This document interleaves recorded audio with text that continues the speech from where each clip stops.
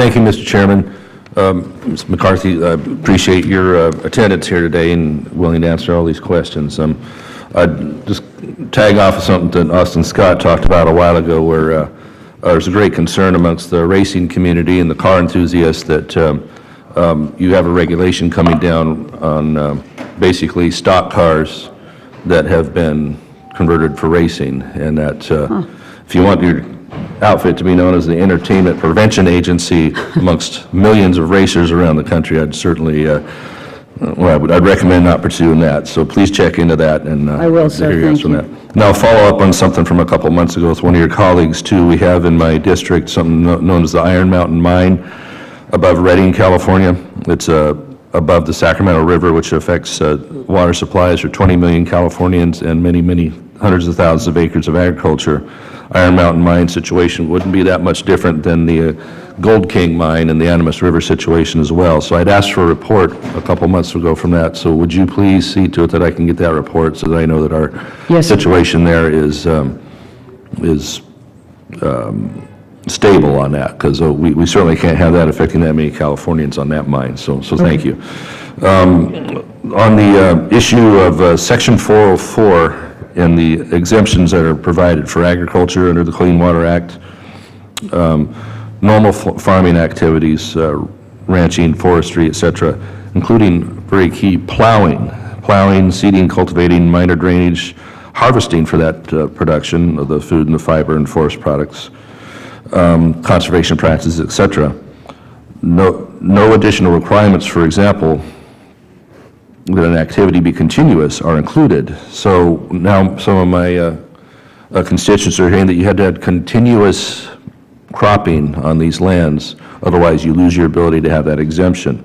Nowhere in the law does it specify that, but that's what's being carried out in my district by EPA or your associates. Sometimes we refer to them as henchmen, but in our Army Corps of Engineers that are carrying out some very outside of the law activities with this regulation. So do you agree that Section 404 does make no additional requirements that an activity be a continuous crop as we see it in the law? I'm not aware of it, but I certainly will have to get back to you on it, sir.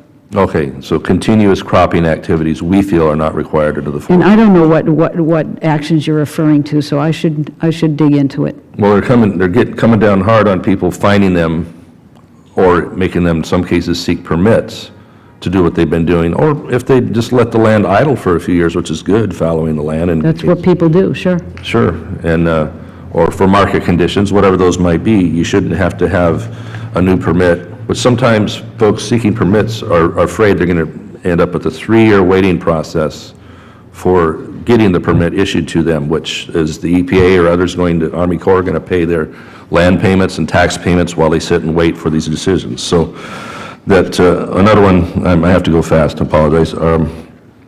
Section 110 of the Consolidation Appropriations Act of 2016 specifically prohibits funds from this act from being used to require a permit for the regulation, as was alluded to by my colleagues a while ago. Are you aware of that exemption under 404 as well, under that appropriation?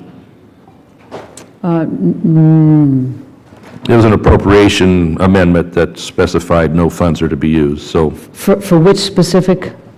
It was under Section 110 of the Appropriations Act of 2016 that no funds are to be used under Section 404 requiring these permits.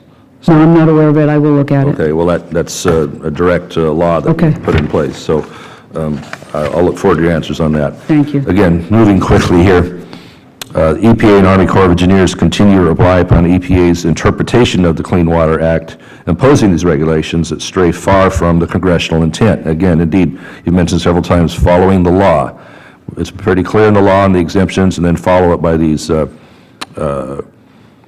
amendments and appropriation activities that we've done here. So we believe that we're the ones that set that course there, and that the EPA is to follow it. So as long as they have exceptions to the exemptions, and that's where it's very problematic.